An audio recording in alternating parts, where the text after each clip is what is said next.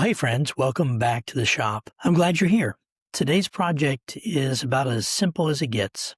No complicated designs or ambitious challenges today. I wasn't looking for any grand experiments with a difficult or new piece of wood. After spending some time wrestling with projects that didn't always want to cooperate with me, I decided I wanted something a little different today. Sitting on my bench was a piece of walnut, just about 9 inches square. It's a board that I'd cut from a larger piece, and it had some beautiful heartwood swirling pattern that was running all the way through it. My goal was simple. I just wanted to make a plate. That's it. Sometimes we forget the simple things can be wonderful things. As a matter of fact, that's really what today's episode is all about.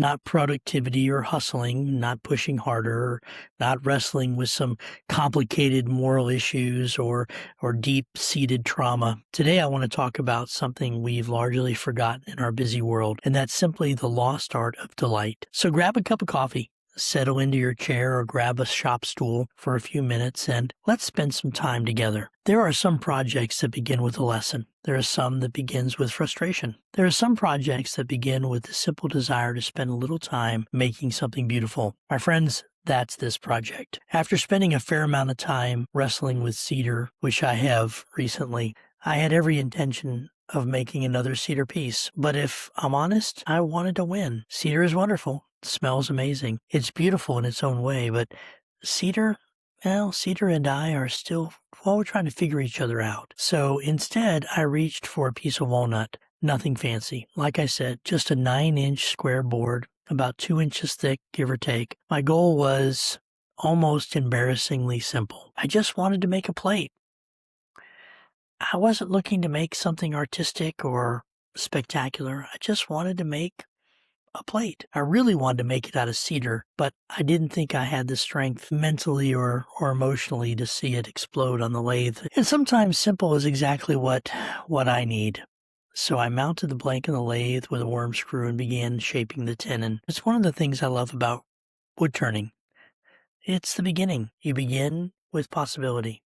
You begin with potential. You begin with something that doesn't look like what it will become. The corners disappear at first, the rough edges vanish, and slowly a shape begins to emerge. Maybe partially because you're forcing it into existence, but I think mostly you're just revealing it. I think I remember reading Michelangelo once said that he doesn't carve anything, he just knocks off the pieces and reveals what was always in the block of granite or marble. I don't know if that's the truth totally, and maybe that might be a little stylistic and euphemistic. This is one of the reasons I like woodworking, and it's always appealed to me. It's one of the few activities left in modern life where progress is visible and tangible. I can literally watch the transformation happen right in front of me. A cut here, a shaving here, a pass of the tool, and suddenly something has changed. In a world where so much of what we do feels abstract and digital, there's something deeply satisfying about that. Maybe that's part of what we've lost. Not woodworking specifically, but delight. That joy, that delight in creating something. We become very good at productivity. We're very good at efficiency and optimization. And I think we oftentimes believe that every single hobby needs to become a side hustle. Every skill needs to become a brand. Every moment needs to be recorded and uploaded as part of content. Every activity has to justify itself somehow. But delight doesn't work that way. Delight doesn't need a business plan. It doesn't need measurable outcomes. It simply enjoys what's good. And somewhere along the way, many of us forget how to do that. We forget how to sit on a porch and watch a sunset. We forget how to walk through the woods without earbuds in. We forget how to enjoy a conversation without checking our phones. We forget how to create something simply because creating brings us joy. As the blank becomes round and the tenon is cut, the walnut's starting to reveal itself. And I just love the way the walnut has a way of doing that to me. It's one of those woods that, it almost feels unfair. Its colors range from deep chocolate browns to rich, warm amber tones. The grain can be straight and elegant, or swirling and unpredictable. This particular piece came entirely from heartwood. There's no pale sapwood from the edges, just that rich, dark walnut all the way through. Even before the finish, there was a depth to it, I could tell. A richness, a warmth. Walnut doesn't scream for attention because it really doesn't need to. It simply waits for you to notice. And maybe that's another thing beauty does. It waits. True beauty is rarely loud. True beauty doesn't force itself into our awareness. It quietly sits there until we're willing to slow down enough to see it. As I was preparing to flip the piece around and started shaping the face of the plate, I found myself simply enjoying the process. There was no rush, no deadline. I had no grand ambition. Just my tools against the wood, shavings curling away, the sound of the lathe, the gradual emergence of form. Now, it wasn't perfect. No piece ever really is. I wanted a relatively thin plate. Thin enough, I think, to feel elegant, thin enough to feel light. As any woodturner knows, thin wood sometimes develops a personality all its own. The farther I got from the center, the more chatter started showing up. The wood began flexing slightly. A few areas required some extra sanding. A few spots made me stop and rethink my approach. Near the edges, there were a couple small imperfections, some minor decay that had been part of the wood before I ever started. Nothing serious, nothing that would have stopped the project, just enough that I had to remove a little more material than I originally intended. But wood has a way of reminding us that nature gets a vote. You can make plans all you want, but a tree has its own history. You have to realize that the grain has its own ideas, its own plans as well. You can imagine perfection, and wood gently reminds you that perfection was never really on the table to begin with. And oddly enough, that makes the final piece even better. Not because flaws are automatically beautiful, but because reality is. Real wood, real grain, real history, and real character. There's something refreshing about allowing a thing to be what it is. The more I work with wood, the more convinced I become that beauty and perfection are not the same thing. In fact, I suspect they are often competitors. Perfection demands control.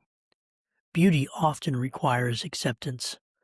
Perfection says everything must conform, but beauty says, look closer, look deeper, look longer. Notice what's already here. As the sanding progressed and the plate began taking on a softness, not physically, but just visually, the curves obviously more graceful, the shape became more refined, the grain started to pop even more. And it's all leading up to my favorite moment, when I put the oil on. Every woodworker knows this moment. You spend your time cutting, you spend more time sanding, you spend time refining the piece. And then there's that point where you just can't go any further. And you wipe on that first coat of oil. And suddenly the wood just wakes up. The colors deepen, the patterns emerge, details that were hidden become visible. The walnut just transformed before your eyes. The grain seems to ripple in the sunlight. Swirling figures begin to dance underneath the surface. The browns become richer. The contrast becomes deeper. It is beautiful. And this piece, even more so. I don't think it's beautiful because I made it. I'll be honest. It was beautiful because it already was. The finish simply revealed what was hidden beneath the surface. And standing there at the lathe in my shop, watching these colors come alive, I found myself thinking about something we don't talk about nearly enough. Beauty matters. Not because beauty saves us. It doesn't. Not because beauty solves all of our problems. Sometimes it creates more. Not because beauty removes suffering. That's just part of life. Beauty matters because beauty is one of God's first languages. Before there was civilization, before there were kingdoms, before there were sermons, there was creation. Color, light, water, trees, mountains, birds singing and stars shining. God could have made a purely functional universe. Instead, he made one overflowing with beauty. The kind of beauty that serves no practical purpose at all. The kind that simply invites us to wonder. Maybe that's why we respond to it so deeply. Maybe delight isn't a luxury. Maybe it's part of being human. As I was writing the script, I was thinking about beauty and how it is part of being human. And it occurs to me that human beings are the only creatures on the planet that have the ability to stand in awe of beauty in the concrete and the abstract. We look at things and we measure the beauty of it. We don't look at things necessarily always for utilitarian alone. We look for beautiful things. We make beautiful things. Maybe delight is what happens when we stop trying to extract value from every moment and simply receive what has been given. Maybe delight is gratitude before it becomes words.